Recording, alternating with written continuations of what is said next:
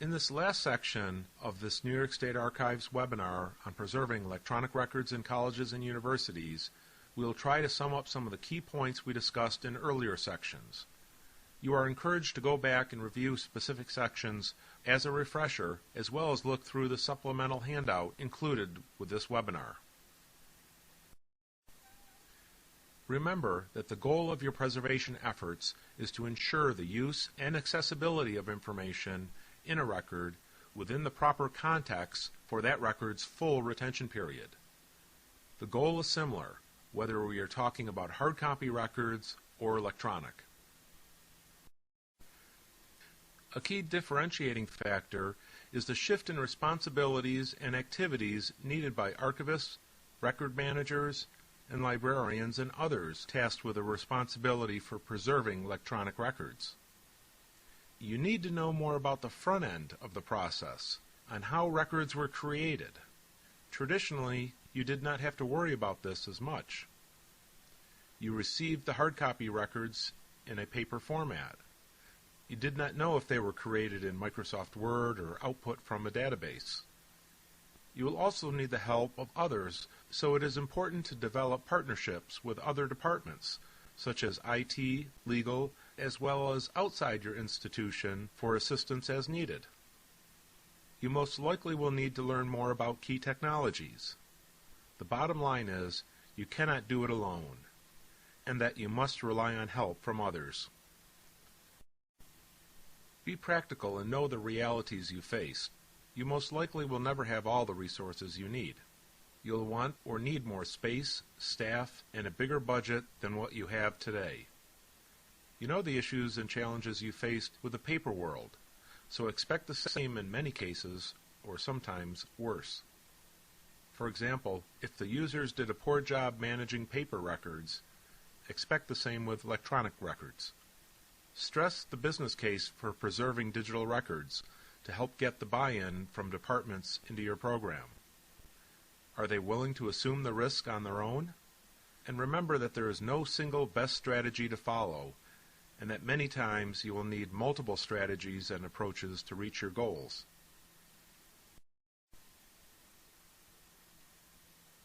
The three fundamentals for electronic records preservation is to ensure the readability of your data. Are the records stored on the proper media, in the proper formats, using the needed software and hardware in order to view this information well into the future? Are you following an authoritative and trustworthy process, including the transfer and overall management of the process? Are the records stored within a secure and reliable repository to prevent unwanted access without restricting those authorized users to access the content themselves? Some other key points we discussed include remembering that technology is only one part of the challenge. You still have the organizational challenges just like the paper world, including working with the limited available resources. With the greater reliance we all have on electronic records, we are seeing more and more records being created digitally and remaining digital throughout their individual life cycles. No longer will some records be output to paper. I know it sounds like a broken record, but we have to constantly be making others aware of the issues and risks they may face in retaining and preserving records long term. We have to make others aware of the issues affecting future readability of the records, such as the media, format, and software and hardware devices. We discussed some of the existing standards related to electronic records preservation and some other institutions' efforts. I encourage you to examine the handout as well as visit some of the websites of the institutions mentioned in this webinar for more information. Find out more about what plans exist for disaster prevention and recovery and how they relate to your area. Talk with other institutions about their plans and potential assistance they may be able to provide you. Any activity related to disaster recovery should be coordinated with other emergency responders within your institution, as well as other supporting organizations and governments in your area. Earlier, we discussed the 6 key steps to consider when preserving electronic records, including The planning phase, which involves gathering the needed support and developing your initial strategy and targeted areas within your institution. Performing an inventory to find out what is out there and what formats and systems you may have to work with. Once you know what is out there, analyze what you found to help you refine your strategy and processes. Based on your inventory and analysis, now is the time to design the specific processes and procedures to support your work. This includes the IT infrastructure you may need, some of which may already be in place with the help of your IT department. The implementation plan includes determining your pilot group and what records they have that you will focus on initially. And then there is the ongoing activities, including continuing to build the awareness by educating users and departments of your efforts and the risks they face if they try to do it on their own. While some like to use the term best practices, I like to think in terms of better practices. Sometimes the best solution is not feasible for your particular institution or needs. So if you can implement a better solution than what you have in place now, that may be all that is needed, or at least it should lower the risk now if no action is taken. To move your efforts further along and make your job a little bit easier later on, it is important that your institution develop good electronic records management practices outside of your preservation efforts. Managing electronic records centrally, following consistent policies and procedures at the creation point and saving point, will reduce a lot of legwork later on in the record's life cycle. Following your institution's established retention schedule obviously applies to electronic records as well as hard copy records.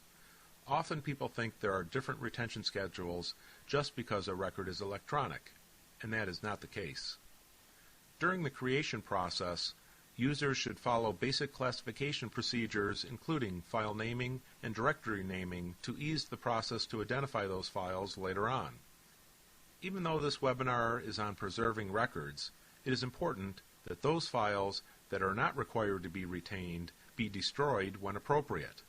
It'll make the haystack of electronic files smaller, and there will be less to sift through at the end. As we discussed earlier, developing closer working relationships with key departments and administrators is important. Working with IT, legal, and others can not only benefit you, but you may also benefit them in the long run. It is important for you to be proactive in your efforts and find out what is out there before someone comes to you and dumps their files or situation they created on you. What are the vulnerable records, or what new systems are planned? Know what other institutions are doing and the further developments in best practices and standards. Leveraging and coordinating internal as well as external resources will get the most out of your program given the often limited budgets we face. Whatever policies and procedures you set up, they have to be documented and followed. Consistency is key in developing a reliable and authentic process. Educating senior administrators and users is an ongoing process. This includes not only the processes you follow, but also the risk they may face if they do not use your services.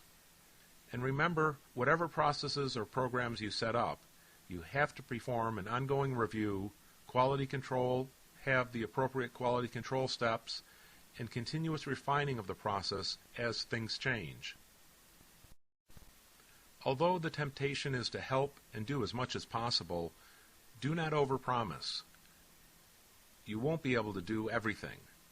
Try to avoid quick fixes, since often quick fixes remain in place for many years to come. Other events pop up that take your focus away from longer-term solutions to replace those quick fixes. Your records are long-term, so focus on long-term solutions.